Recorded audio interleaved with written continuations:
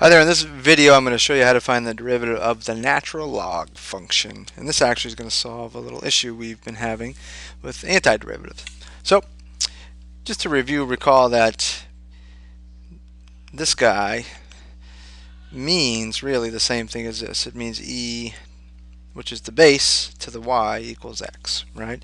That's really what the natural log of x equals y means. It's the inverse of y equals e to the x, right? Of course, you switch the x and the y's, and that's how you find the inverse. So that's what the natural log is. It's the base e, Euler's constant. Natural log looks like this because it's the inverse of e to the x. E to the x looks like that. Exponential goes through 0, 1. And the natural log is going to look like this. Bam. And because its inverse goes through 0, 1, it's going to go through 1, 0.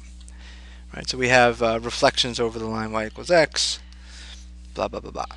Okay, so that's a little background on what y equals natural log of x looks like. Note that it's always increasing and it's concave down. The rate at which it's increasing is decreasing. Second derivative of the natural log will be positive.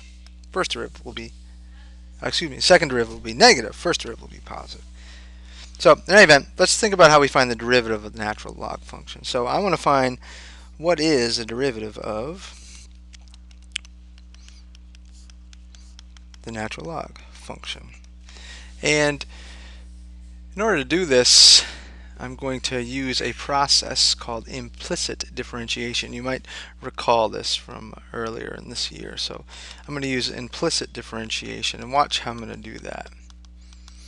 I'm going to rewrite our original logarithm as its equivalent exponential, right?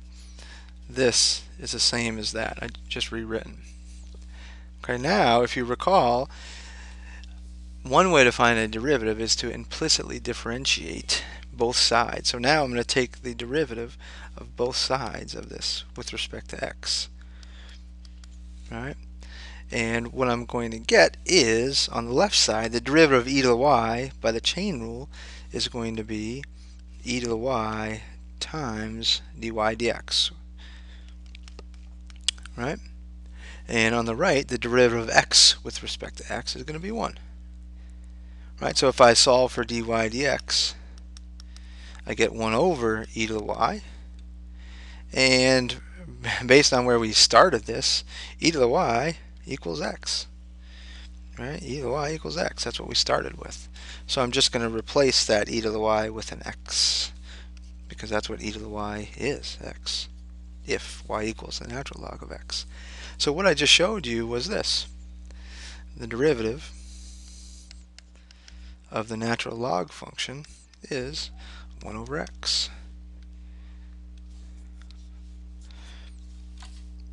Okay.